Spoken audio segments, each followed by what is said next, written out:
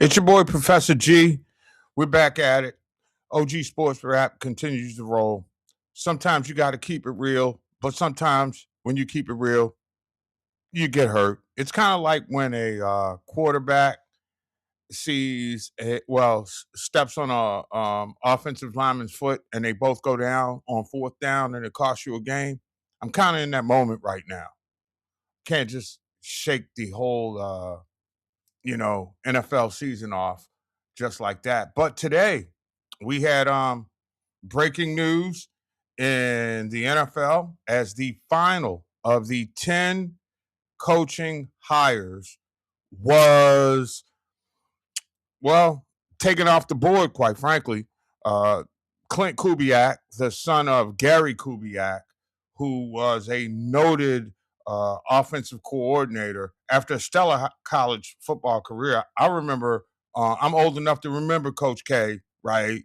That you played quarterback at Texas A&M was pretty nice. I remember you were in one of those Southwestern Conference school, but again, I'm a kid on the East Coast growing up who had a black and white TV. So I seem to recall it being Texas A&M, but I digress.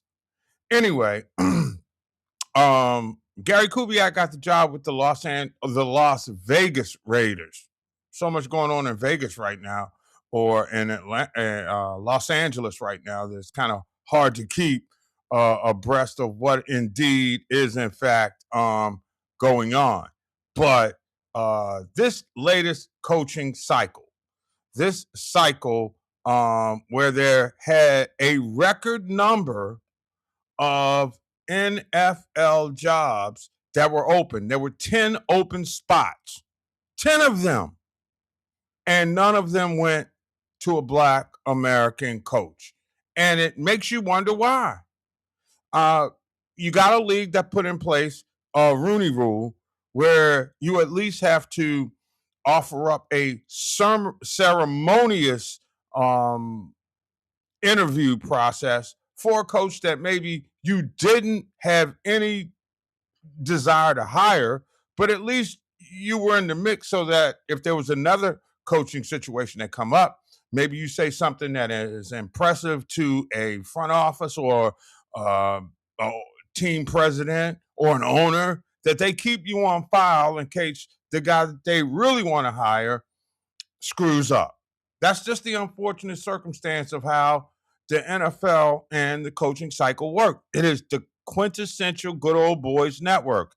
And when they're answering to rich, billionaire, powerful white men, it's like hard for a black guy to crack the code. Because trust and believe in the hierarchy of business, and you look at the magnitude of a company, the head football coach who's responsible for the field product is an assistant vice president in the organization of some sort. He's just called a head coach because he's dealing with the on-field product. And it says a lot because I'm not quite sure that even when black coaches get their opportunities, they're getting a fair opportunity. And, there's something to be said where you can't cook a good meal without great groceries. And it just seems to me that for no reason that I can see, other than this fact to say that they couldn't get the job done anyway, um, we have coaches who go into untenable situations that really nobody could win in. And when you start looking at the stats, and they say numbers never lie. So I wanted to make sure, okay, as I try to do most of the time, contrary to popular belief. But here's the deal, and I mean this sincerely. The fact that since 2016, the combined number and you're talking about 17 black coaches, the combined record is 428, 511, and 4. That is a combined 456 win percentage. That's not even half your games. Okay, let's be clear about that. And this is based upon data that both integrates full-time or interim, those things where you hire a coach and then you fire him in the middle of the season and then the black assistant takes over. He gets credited with losses in this too. But that's the only analytical data. And since we are analytical based sports society these days, I had to use the numbers and we had to crunch them. And these figures show that, and when you take a deeper dive into the numbers, you find that black coaches often outperform their white counterparts in earlier decades, believe it or not. Recent records have been impacted by what the, I guess, politically correct police are calling inferior opportunities, i.e., black coaches get hired by teams that suck. Okay, let's just be right there. I mean, first and foremost, few, if any, have a franchise quarterback. And we all know that a franchise quarterback with a semblance of an offensive line can mask the deficiencies of an entire team. Can you say Patrick Mahomes? All right, let's be clear about that. Kansas City's defense wasn't all of that. But when you got a prolific offense, you're able to win championships. And we can't say, legitimately speaking, of the coaches who have been hired between, or been working, I should say, not just hired, between 2016 and 2025. All right. Mike Tomlin, at the beginning of his tenure, had Ben Roethlisberger. He won himself a Super Bowl. When Roethlisberger retired, and you start going through the cavalcade of sorry Steeler quarterbacks, names like the immortal Duck Hodges come to mind. And Tomlin was 98 and 63 despite not having a quarterback, which to me speaks of malfeasance of the organization. Okay? Now, again, how do you define not having a quarterback when teams who have been sorry, for lack of a better term, get a first-round pick, a high first-round pick in the draft?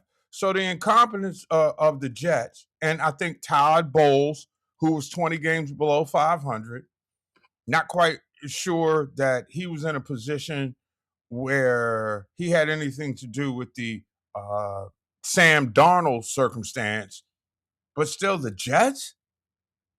Come on, man. Again, we talk about barren wasteland. The Jets are. I mean, the Jets are a team that makes money for the family, but they're not committed to winning in Queens. But they did give Todd Bowles a chance. It's kind of like saying, that's an old car over there. And if you put a little money into it, it'll run just fine. And then you put some money into it, and it runs for a little bit and then breaks down. That is the JETS, Jets, which have historically been the JETS MESS, because the Jets are a mess.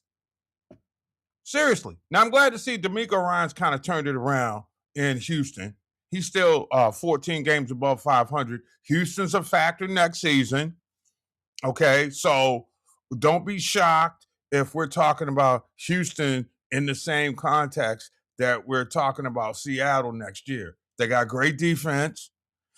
CJ Stroud has cut the braids, I guess that's what they call them, and he's going all in. So obviously he's gone medieval, as Warren Sapp used to say. But again, the biggest and most heinous crime in all of these coaching circumstances was the situation that happened in Indianapolis with Jim Caldwell. I mean, here's a dude that was 18 and 14 who had restored character to Indianapolis after Tony Dungy left, after Peyton Manning left. I mean, let's be real for a second. At the time that Jim Caldwell took over the Indianapolis Colts, he did about as well as he could do. I mean, the Colts were still in contention. They were a playoff team, and then somehow, some way, and that's why I'm sorry. And I will admit childhood bias because as one who was a fan of the Baltimore Colts a little bit, God bless Lydell Mitchell and Burt Jones. All right, it's painful to see that horseshoe in that building. Okay, I remember the first time I went there. I called the Circle City Classic, and I felt some type of way. It was almost like being in a funeral home. So I ain't an Irsay guy. All right, and what Irsay did to Jim Caldwell set the program back. And quite frankly, the Colts haven't won since Caldwell was there. Let's be real for a second. At the level they expect to be competing at, ball don't lie. You know, and people look at me all the time. Oh, you can't quantify jinx. Oh, okay, I've seen it. Do wrong by it, can't get back to it. Now, I'm not saying Indianapolis doesn't have a chance to come forward and do their thing right now, but you know, it's a sliding scale designed to me.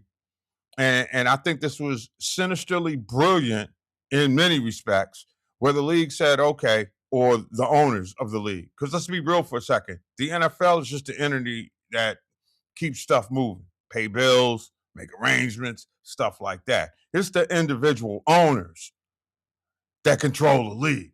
Make no mistake about it.